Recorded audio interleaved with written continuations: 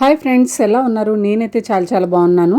ఈరోజు వీడియోలో అయితే సంవత్సరం కాదండి 2 సంవత్సరాలైనా సరే చక్కగా నిలవ ఉండి మనకి టైం పాస్గా కూడా తినడానికి చాలా టేస్టీగా ఉండే బియ్యం పిండి వడియాలు పెడదాము. చాలా ఈజీ పద్ధతిలో ఈజీ కొలతలతో చెప్తాను. నేను ఇక్కడ చూపిస్తున్న స్టీల్ గిన్నెతో కొలత తీసుకుంటున్నాను.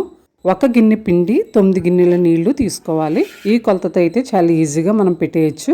ఓన్లీ బియ్యం పిండితో వడియాలు పెట్టేటప్పుడు 9 రెట్లు నీళ్లు వేసుకోవాలి. అప్పుడే పిండి బాగా ముద్దగా అవ్వకుండా ఈజీగా పెట్టుకోవచ్చు.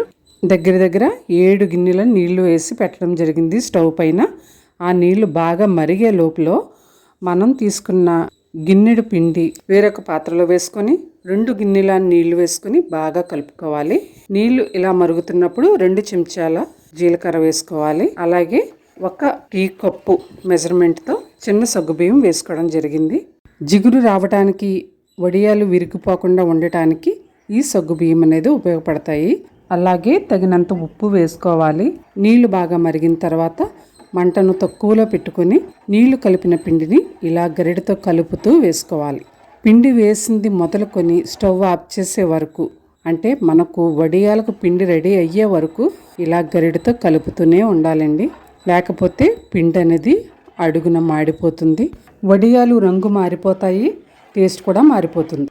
ఇలా పిండి మొత్తం వేసిన తర్వాత 15 నుంచి 20 నిమిషాల వరకు మంటను మీడియం హీట్లో పెట్టుకొని కలుపుతూ ఉండాలి. పిండి వేసిన తర్వాత రుచికి తగినట్టు కూర కారం వేసుకోవాలి. పచ్చికారం కూడా కలుపుకోవచ్చండి.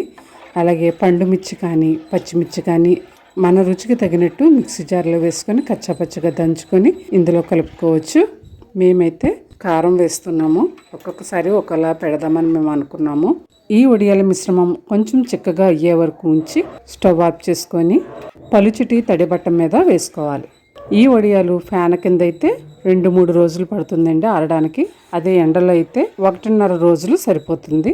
ఇలా కొంచెం వేసుకుంటే చిన్న వడియాలు వస్తాయి. చారు గరిటెతో మొత్తం వేసుకుంటే పెద్ద వడియాలు వస్తాయి. వడియాలు పెట్టేటప్పుడు మొత్తం మిశ్రమం చల్లారిపోకుండా మూత పెట్టుకొని వేరొక గిన్నెలో కొంచెం తీసుకొని పెట్టుకోవాలి. చల్లారిపోకముందే వడియాలు పెట్టేస్తే విరిగిపోకుండా మనం తీసేటప్పుడు చాలా ఈజీగా వాటి షేప్ పోకుండా వస్తాయి.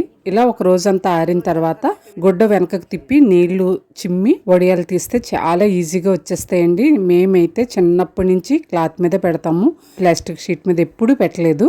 మేము వేసిన వడియాలు అయితే 1.5 రోజులకి ఎండిపోవడం జరిగింది. 2వ రోజు సాయంత్రం విడదీసేయడం కూడా జరిగింది. విడదీసిన వడియాలు మీకు చూపిస్తున్నాను. ఇవి బేషన్లో వేసి మరొక పూట ఎండబెడితే సంవత్సరం పాటు హాయిగా తినొచ్చు. మరి ఈ వీడియో నచ్చితే మీకేం చేయాలో తెలుసు కదా. ఆరోగ్యంగా ఉండండి, ఆనందంగా ఉండండి.